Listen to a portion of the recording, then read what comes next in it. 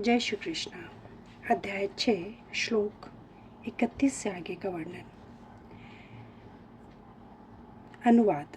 जो योगी मुझे तथा परमात्मा को अभिन्न जानते हुए परमात्मा की भक्तिपूर्वक सेवा करता है, वह हर प्रकार से मुझ में सदैव स्थित रहता है।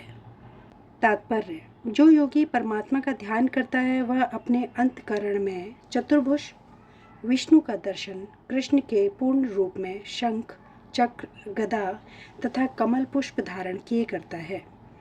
योगी को यह जानना चाहिए कि विष्णु कृष्ण से भिन्न नहीं है। परमात्मा रूप में कृष्ण जन जन के हृदय में स्थित है। यही नहीं, असंख्य जीवों के हृदय में स्थित असंख्य परमात्माओं में कोई अंतर नहीं है। न ही कृष्ण की दिव्य प्रेमा भक्ति में निरंतर व्यस्त व्यक्ति तथा परमात्मा के ध्यान में निरत एक पूर्ण योगी के बीच कोई अंतर है।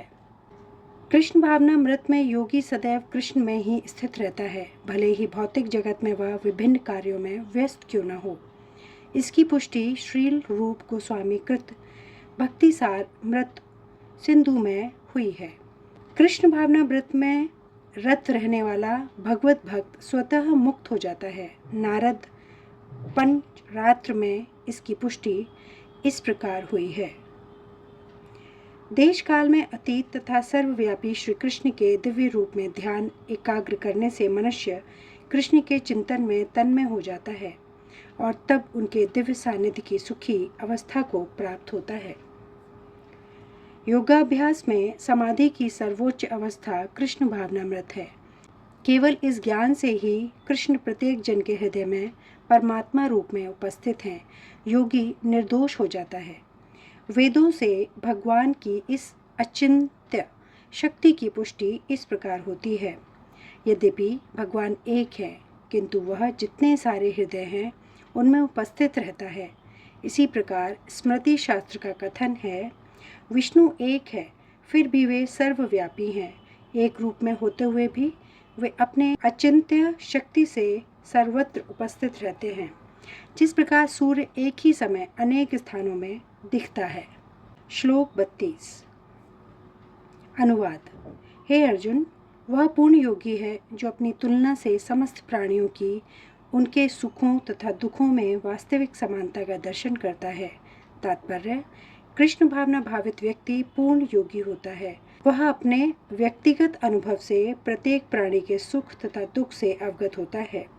जीव के दुख का कारण ईश्वर से अपने संबंध का विस्मरण होना है।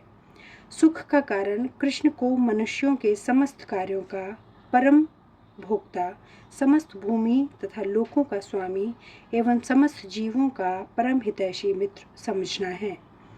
पूर्ण योगी यह जानता है कि भौतिक प्रकृति के गुणों से प्रभावित बुद्ध जीव कृष्ण से अपने संबंध को भूल जाने के कारण 3 प्रकार के भौतिक तापों यानी कि दुखों को भोगता है।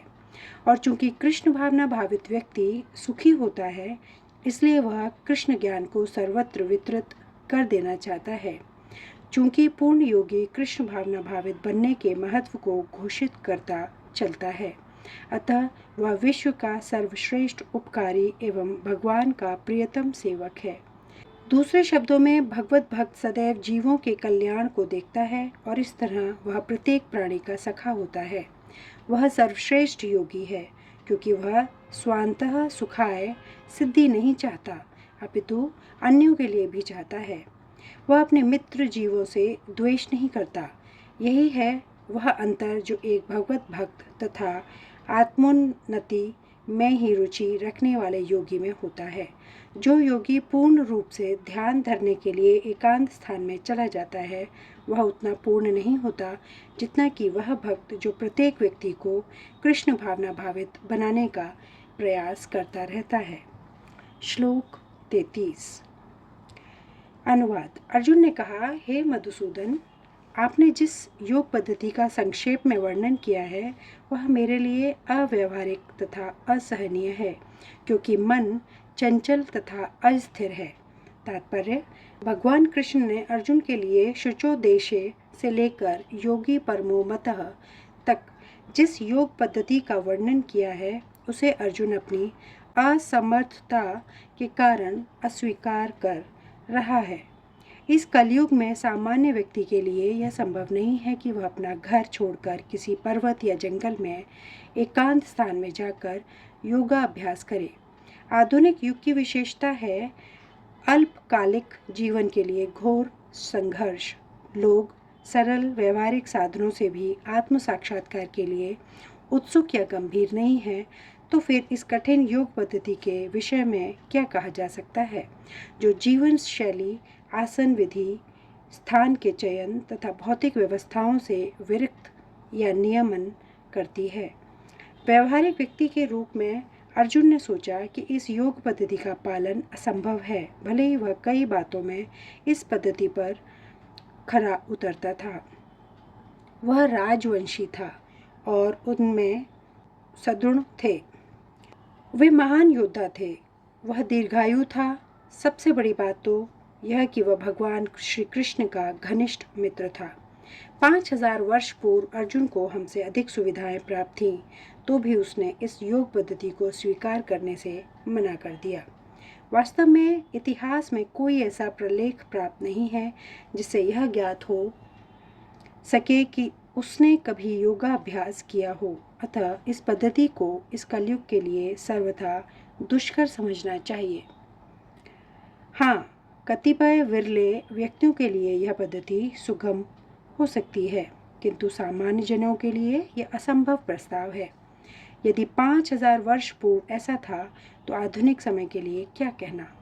जो लोग विभिन्न तथाकथित स्कूलों तथा समितियों के द्वारा इस योग पद्धति का अनुकरण कर रहे हैं, भले ही संतोषजनक प्रतीत हो, किंतु वे सचमुच ही अपना समय गंवा रहे हैं। वे अपने अभिष्ट लक्ष्य के प्रति सर्वथा अज्ञानी हैं। श्लोक 34। अनुवाद। हे कृष्ण, चूंकि मन चंचल, उच्छृंखल, हठीला तथा अत्यंत बलवान है, अतः मुझे इसे वश में करना वायु को वश में करने से भी अधिक कठिन लगता है। तात्पर्य: मन इतना बलवान तथा दुराग्रही है कि कभी कभी यह बुद्धि का उल्लंघन कर देता है, यद्यपि उसे बुद्धि के अधीन माना जाता है। इस व्यवहार जगत में जहाँ मनुष्य को अनेक विरोधी तत्वों से संघर्ष करना होता है, उसके लिए मन को वश में कर पाना अत्यंत कठिन हो जाता है। कृत्रिम रूप में मनुष्य अपने मित्र तथा शत्रु दोनों के प्रति मानसिक संतुलन स्थापित कर सकता है, किंतु अंतिम रूप में कोई भी संसारी पुरुष ऐसा नहीं कर पाता, क्योंकि ऐसा कर पाना वेगवान वायु को वश में करने से भी कठिन है। वैदिक साहित्य में कहा गया है, प्रत्येक व्यक्ति इस भौतिक शरीर रूपी रथ पर आरूढ़ है और बुद्धि इसका सारथी है। मन लगाम है तथा इंद्रियां घोड़े हैं। इस प्रकार मन तथा इंद्रियों की संगति से यह आत्म सुख या दुख का भोगता है। ऐसा बड़े बड़े चिंतकों का कहना है। यद्यपि बुद्धि को मन का नियंत्रण करना चाहिए, किंतु मन इतना प्रबल तथा हठी है कि इसे अपनी बुद्धि से भी जीत पाना कठिन हो जाता है। जिस प्रकार की अच्छी से अच्छी दवा द्वारा कभी कभी रोग वश में नहीं हो पाता, ऐसे प्रबल मन को योगाभ्यास द्वारा वश में किया जा सकता है, किंतु ऐसा अभ्यास कर पाना अर्जुन जैसे संसारी व्यक्ति के लिए कभी भी व्यवहारिक नहीं होता। तो फिर आधुनिक मनुष्य के संबंध में क्या कहा जाए। यहाँ प्रयुक्त उपमा अत्यंत उपयुक्त है। झंझावत को रोक पाना कठिन होता है और उच्छृंखल मन को रोक पाना तो और भी कठिन है। मन को वश में रखने का सरलतम उपाय जिसे भगवान चैतन्य ने सुझाया है, यह है कि समस्त दैन्यता के साथ मोक्ष के लिए हरे कृष्ण महामंत्र का कीर्तन किया जाए। विधि यह है, मनुष्य को चाहिए कि वह अपने मन को पूर्णतः कृष्ण में लगाए, तभी मन को विचलित करने के लिए अन्य व्यवस्थाएं शेष नहीं रह जाएंगी। श्लोक 35। अनुवाद। भगवान श्री कृष्ण ने कहा, हे महाबाहु कुंती पुत्र, निसंदेह चंचल मन को वश में करना अत्यंत कठिन है, किंतु उपयुक्त अभ्यास द्वारा, विरक्त द्वारा ऐसा संभव है। तात्पर्य: अर्जुन द्वारा व्यक्त इस हठीले मन को वश में करने की कठिनाई को भगवान स्वीकार करते हैं, किंतु साथ ही वे सुझाते हैं कि अभ्यास तथा वैराग्य द्वारा यह संभव है। यह अभ्यास क्या है? वर्तमान युग में तीर्थवास, परमात्मा का ध्यान, मन तथा इंद्रियों का निग्रह, ब्रह्मचर्य का पालन, एकांतवास आदि कठोर विधि विधानों का पालन कर पाना संभव नहीं है, किंतु कृष्ण भावनामृत में अभ्यास से मनुष्य भगवान की नवधा भक्ति का आचरण करता है। ऐसी भक्ति का प्रथम अंग है कृष्ण के विषय में श्रवण करना। मन को समस्त प्रकार की दुश्चिंताओं से दूर करने के लिए यह परम शक्तिशाली एवं दिव्य विधि है। कृष्ण के विषय में जितना ही अधिक श्रवण किया जाता है, उतना ही मनुष्य उन वस्तुओं के प्रति अनासक्त होता है जो मन को कृष्ण से दूर ले जाने वाली हैं। मन को उन सारे कार्यों से विरक्त कर लेने पर, जिनसे कृष्ण का कोई संबंध नहीं है, मनुष्य सुगमता पूर्वक वैराग्य सीख सकता है। वैराग्य का अर्थ है पदार्थ से विरक्त और मन का आत्मा से प्रवृत्त होना। निर्विशेष आध्यात्मिक विरक्त कृष्ण के कार्यकलापों में मन को लगाने की अपेक्षा अधिक कठिन है। यह व्यवहारिक है, क्योंकि कृष्ण के विषय में श्रवण करने से मनुष्य स्वतः परमात्मा के प्रति आसक्त हो जाता है। यह आसक्ति परेशानुभूति या आध्यात्मिक तुष्टि कहलाती है। यह वैसे ही है जिस तरह भोजन के प्रत्येक कौर से भूखे को तुष्टि प्राप्त होती है। भूख लगने पर मनुष्य जितना अधिक खाता जाता है, उतनी ही अधिक तुष्टि और शक्ति उसे मिलती जाती है। इसी प्रकार भक्ति संपन्न करने से दिव्य तुष्टि की अनुभूति होती है, क्योंकि मन भौतिक वस्तुओं से विरक्त हो जाता है। यह कुछ वैसा ही है जैसे कुशल उपचार तथा सुपथ्य द्वारा रोग का इलाज। अतः भगवान कृष्ण के कार्यकलापों का श्रवण उन्नत मन का कुशल उपचार है और कृष्ण को अर्पित भोजन ग्रहण करना योगी के लिए उपयुक्त पथ है। यह उपचार ही कृष्ण भावनामृत की विधि है। श्लोक 36 से आगे का वर्णन अगले वीडियो में। धन्यवाद। जय श्री कृष्ण।